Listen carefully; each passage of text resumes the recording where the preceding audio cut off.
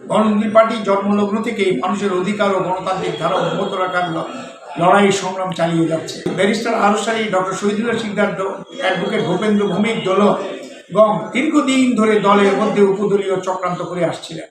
বিগত 2014 সালে ঢাকা মহানগর নাট্যমঞ্চে গণতন্ত্রী পার্টির জাতীয় সম্মেলন চলাকালীন কাউন্সিল সেশনে বিশেষ নির্বাচনী কমিটির আহ্বায়ক ছিলেন অ্যাডভোকেট ভূপেন্দ্র ভৌমিক।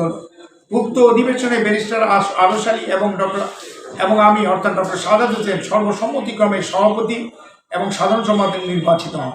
সভাপতি ও সাধারণ সম্পাদক নির্বাচিত হওয়ার পর ডক্টর শহীদুল্লাহ সিকদার নেতৃত্বে বহিরাগত সন্ত্রাসীরা সম্মেলন ভণ্ডুল করার অপচেষ্টা চালায়।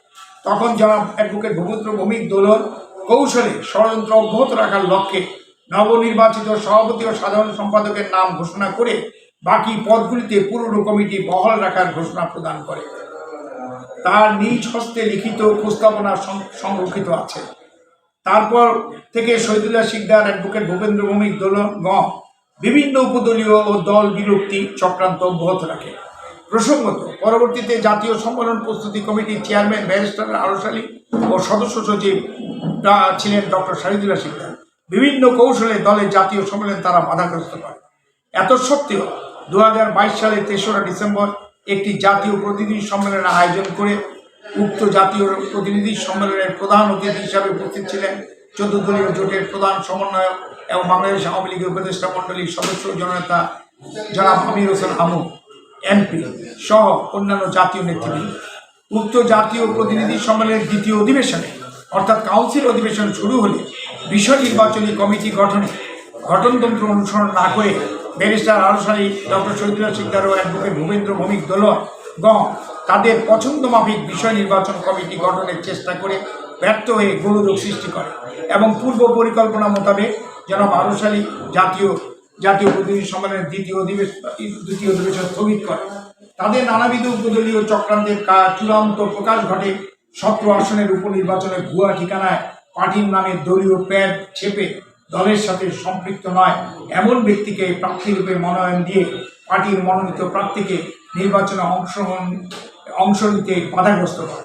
এটা ছিল 14 দলীয় জোটের সাংবিধানিক ধারাবাহিকতা রক্ষার প্রচেষ্টা বিরোধী চক্রান্তের অংশ। উল্লেখ্য যে তারা মূলত গণতন্ত্রী পার্টি বিলুপ্ত করে বাংলাদেশের রাজনীতিতে উন্নয়ন ও অগ্রগতির ধারা বিরোধী অশুভ চক্রান্তে লিপ্ত আছে। এ প্রসঙ্গে সাম্প্রতিককালে তাদের অশুভ কর্মকাণ্ডের বৈঠকের ছবি বিভিন্ন জায়গায় আপনারা দেখতে পাবেন এবং প্রয়োজনে আপনারাও নিয়ে যেতে পারেন। ইতিপূর্বে তারা 2019 সালেও একবার সম্পূর্ণ অবৈধভাবে ব্যারিস্টার আরশালীকে সভাপতি ও শরফ আলী হীরাকে ভারপ্রাপ্ত সাধারণ সম্পাদক করে একটি অবৈধ কমিটি ঘোষণা করে। এটা কিন্তু 1919 সালে, যা দৈনিক পত্রিকায় প্রকাশিত হয়। উক্ত কমিটি সারা দেশে অগ্রাহ্য হলে কমিটি বিলুপ্ত করে তারা মূল দলে ফিরে আসে।